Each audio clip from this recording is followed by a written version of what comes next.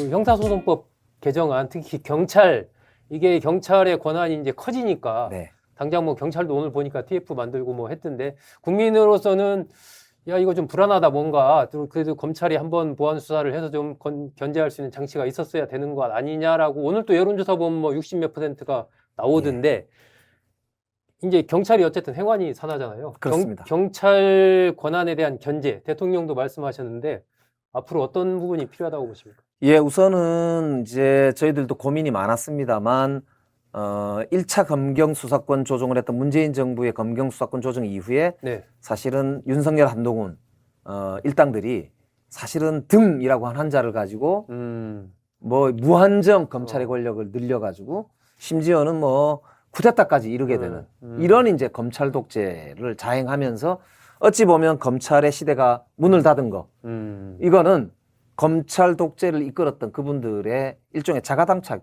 자업자득이다. 예, 그런 거거든요. 그래서 뭐 저희들은 이제 검찰개혁 완수 이런 걸 일단 1차적으로는 완수할 수밖에 없었다는 말씀을 드리고, 두 번째는 그럼에도 불구하고 국민들께서 인권의 침해를 조금이라도 안 받을 수 있도록 하는 네. 후속 조치는 역시 여당인 저희들이 무한 책임을 당연히 져야 되기 때문에 저희들도 굉장히 여러 고심들을 하고 있습니다. 그 중에서도 역시 경찰이 공룡 경찰이 됐다, 이거에 대한 우려가 많은데요. 그래서 일단 내부적으로는 보안 수사를 담당할 수 있는 부서를 전담으로 해가지고 중수청에다가 설치를 하기로 되어 있고요. 그래서 검찰에서 보안 수사가 올 경우에 이 중대 범죄가 아니면 중수청에서 수사를 안 하잖아요. 일반 범죄라 할 경우에라도 만약에 경찰이 보안 수사 요구를 했는데 미적된단 말이에요. 그러면은 즉시 중수청에서 그 전담팀에서 보안 수사를 바로 할 수 있도록 하는 시스템으로 이제 보안 장치들을 2중, 3중으로 좀 만들려고 저희들이 방안을 마련해 놨고요. 또 특히 이제 그 중에서도 자기가 좀 답답하면 피의자나 변호사들이 검사한테 언제든지 면담 신청해가지고 저 경찰이 이상해요 이렇게 신고할 수 있도록, 그래서 보안수사 요구가 즉시 반영될 수 있도록 이렇게 제도도 만들어 놨고요.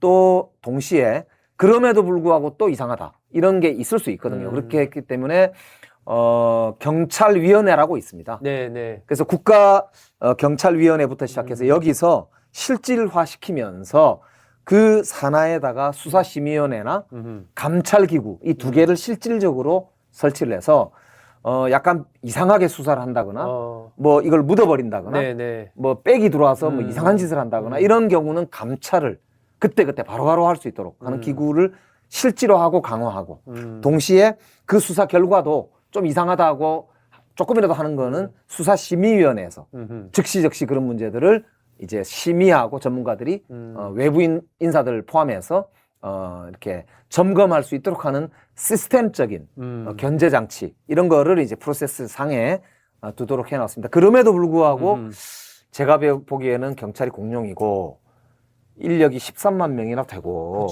또 전국의 경찰서가 거의 뭐 200몇십 개 되지 않습니까? 그러니까 도대체 이거를 이 소위 사람도 자기 손끝에서 이제 어떤 일이 있는지, 발가락 끝에서 어떤 일이 있는지 다 모를 때도 있지 않습니까? 그러니까 그리고 이제 이 소위 혈류가 잘 안 흐르면 이게 뭐 어떤 경우는 발이 썩어버리는 경우도 사실 인간도 있는 거잖아요. 그러니까 그런 경우까지를 이제 대비해서 저희들 국회에서도 당에서도 정말 그 이런 문제는 앞으로도 더 후속 조치를 해나가겠다 이런 생각을 가지고 있고, 특히 여성, 아동, 성폭력 이런 범죄들 7대 범죄에 대해서는 추가로 보안 수사와 관련된 후속 입법을 바로 준비를 하고 있기 때문에 이거는 바로 조금만 기다려 주시면 후속 조치를 좀 더 완벽하게 입법을 하도록 하겠습니다. 입법을 통해서 그 국민의 불안을 잠재울 수 있는 후속 조치들 계속 해나가겠다.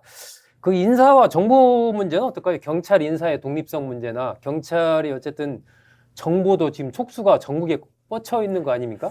이런 부분에서의 맞습니다. 문제성을 지적하는 시각도 있는데요. 그러니까 원래 그래서 1차 검경 수사권 조정할 때도 그때 그런 논의가 있어가지고 예를 들면 경찰청장이 정보도 가지고 있고 수사도 가지고 있잖아요. 그러니까 이거는 무슨 정보도 금방 이렇게 야 저 사람 뭐야 이렇게 네, 네. 딱 이렇게 언제든지 감시할 수 있는 그리고 수사까지 자기 마음대로 할 수 있는 거 아니냐. 그래서 이제 조치를 해놨던 게 경찰청장이나 경찰서장은 수사를 직접 보고받지 말라. 네. 그러니까 법무부 장관이 검찰로부터 수사 보고를 못 받도록 돼 있지 않습니까? 네. 그러니까 이제 그렇게 조치를 해놨었거든요. 그건 지금도 그거는 여전히 유효하고 앞으로도 뭐 계속 그렇게 분리가 되도록 하는 조치를 취할 예정이고요.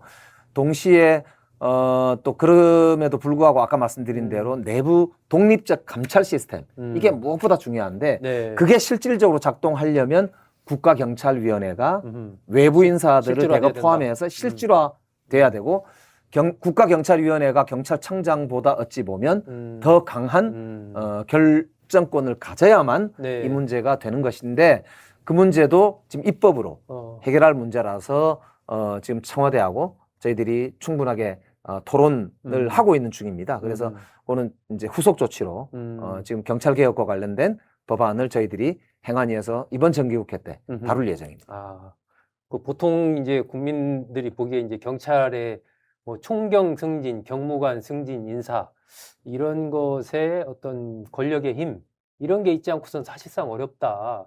그리고 청와대가 사실은 그것에 대한 권한을 청와대가 다 가지고 있다. 이런 얘기가 뭐 많이 있잖아요.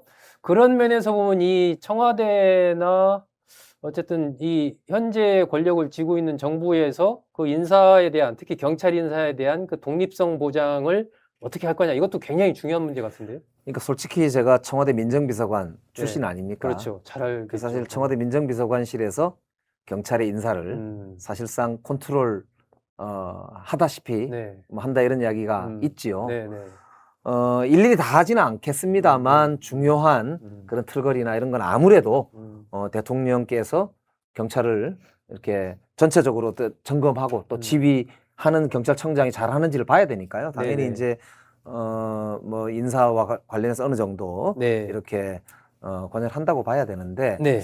그렇기 때문에 내부 견제와 이제 균형이 이루어지려면 내무부 장관도 간섭을 해서는 안 되고 행안부 장관. 그렇죠. 행안부 네, 장관이죠. 네. 행안부 장관도 이제 인사에는 관여를 해서는 안 되고 청와대도 관여를 해서는 안 되고 이렇게 네. 하려면 결국 누가 하겠습니까? 국가경찰위원회가 위원회가. 역시 실질화 돼야만 이 음. 문제가 해결될 수가 있다 이렇게 보고요. 그렇기 때문에 국가경찰위원회의 실질화 이게 굉장히 중요한 국정과제로 이미 국정기획위원회 즉 인수위 시절에 네. 이재명 정부에서도 이제 설정을 해놨거든요. 그래서 그게 이번 정기국회 때 가장 중요한 과제로 등장해 있다.